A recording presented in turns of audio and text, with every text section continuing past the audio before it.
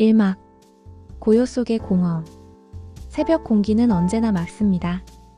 꽃집 문을 열기 전 가게 앞에 서서 하늘을 올려다보는 게 제 하루의 시작이에요. 문을 열면 코끝을 간지리는 건 흙냄새와 꽃향기.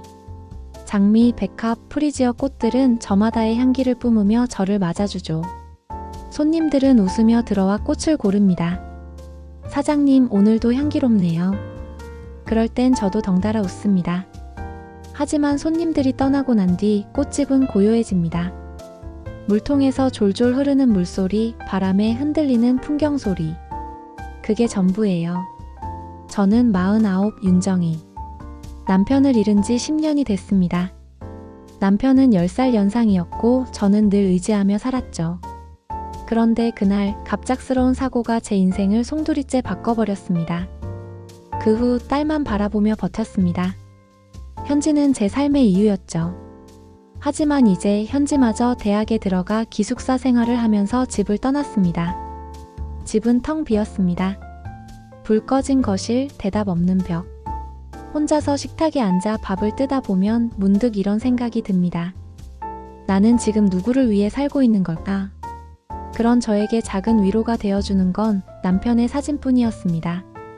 사진 속 그의 웃음을 바라보며 말하곤 했죠. 당신 잘 지내고 있지? 현지는 이제 제법 컸어. 나도 나름대로 잘 지내고 있어. 하지만 그건 혼잣말일 뿐. 대답은 돌아오지 않았습니다. 그리고 저는 매일같이 고요와 공허 속에서 하루를 흘려보냈습니다. 그날 꽃집 문이 열리기 전까지는 말이죠. 2막 장례식의 기억. 남편을 떠나보내던 날을 아직도 생생히 기억합니다. 비가 억수같이 쏟아지던 그날 장례식장엔 검은 우산이 가득했죠. 저는 바닥에 주저앉아 울부짖었습니다. 왜 나를 두고 가요? 그때 제 손을 꽉 잡아준 사람이 있었습니다. 절친한 친구 수연이었죠. 수연이 제 귀에 속삭였습니다. 정희야, 이제부터 내가 널 지켜줄게. 걱정하지 마.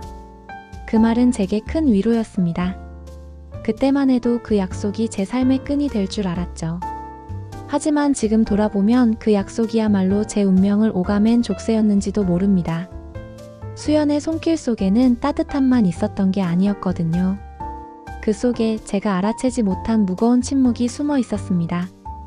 3막 민호의 등장.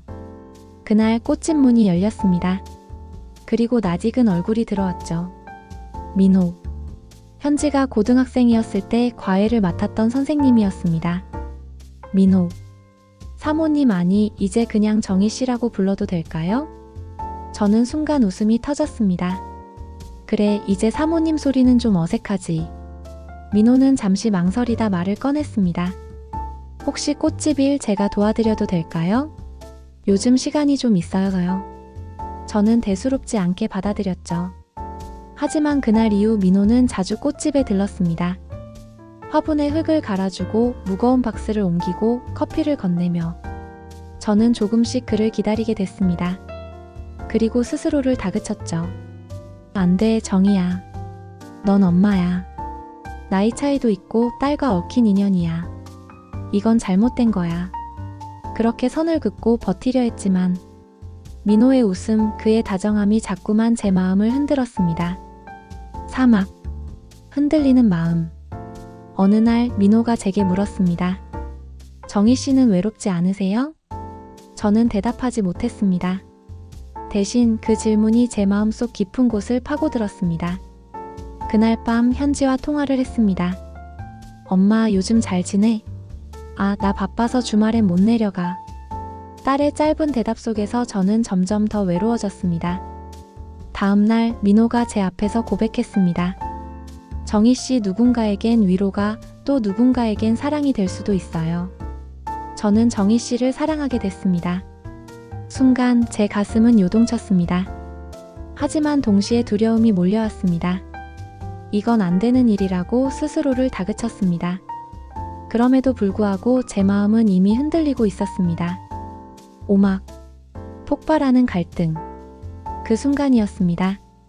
꽃집 문 앞에 서 있던 사람, 제 딸 현지였습니다. 현지는 저와 민호를 바라보며 손을 떨었습니다. 엄마 지금 뭐 하는 거야?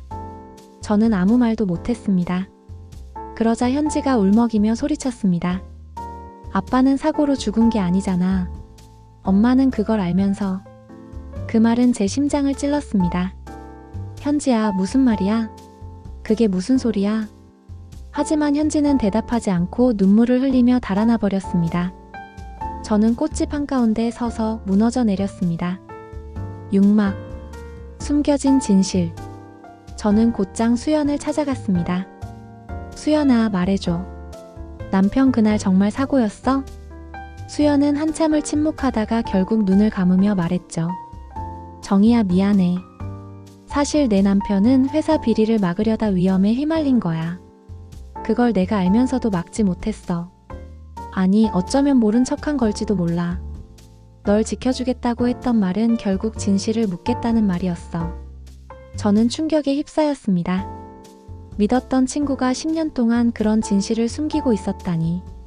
그리고 그제야 깨달았습니다.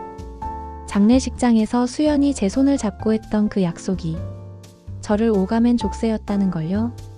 7막, 새로운 계절.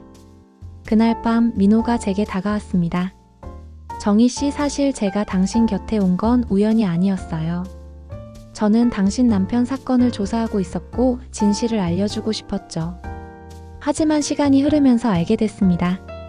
제가 당신 곁에 남고 싶은 이유는 진실 때문이 아니라 제 마음 때문이라는 걸요.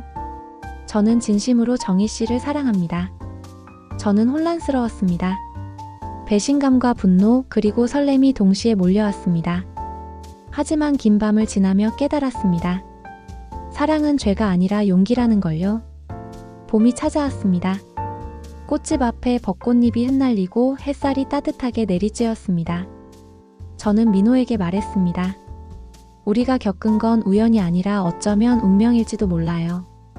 꽃잎 사이로 햇살이 비치고 꽃집 안은 향기로 가득했습니다. 저는 다시 미소 지었습니다. 여전히 외로운 순간도 있겠지만 이제 제 곁에는 함께 걸어줄 사람이 있으니까요. 금기 사랑과 비밀이 얽힌 뜨거운 감동 놓치지 않으려면 구독과 알림 설정 꼭 눌러주세요.